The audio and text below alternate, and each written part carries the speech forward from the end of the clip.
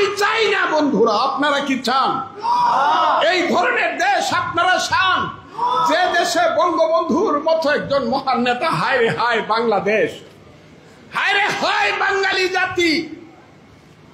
একটা লোক জীবনের যৌবন কারাগারে কাটিয়ে ফাঁসির মঞ্চে গিয়ে বাঙালিকে শিখিয়েছে তুমি কে আমি কে, বাঙালি বাঙালি।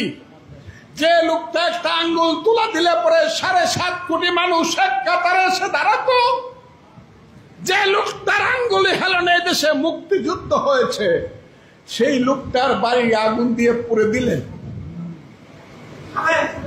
সেই বঙ্গবন্ধুর বাড়ি বুলডোজার চালায় দিলেন।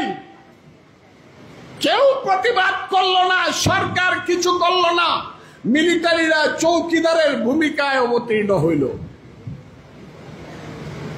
7 জন বীর শ্রেষ্ঠ, সবাই সামরিক বাহিনীর লোক, তাদের স্ট্যাচুগুলা উপর টাকায় নামায়া পা দিয়া পাড়াইয়া পাড়াইয়া বাংলো, থুতু দিল, কেউ কিছু বললেন না।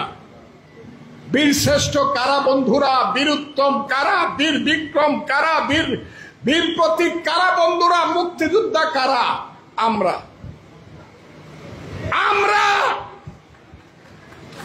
এইখানে যারা বসে আছেন তারা, এইখানে যারা বসে আছেন তারা কি এই দেশে এইভাবে অপমানিত হয়ে মৃত্যুবরণ করতে চান?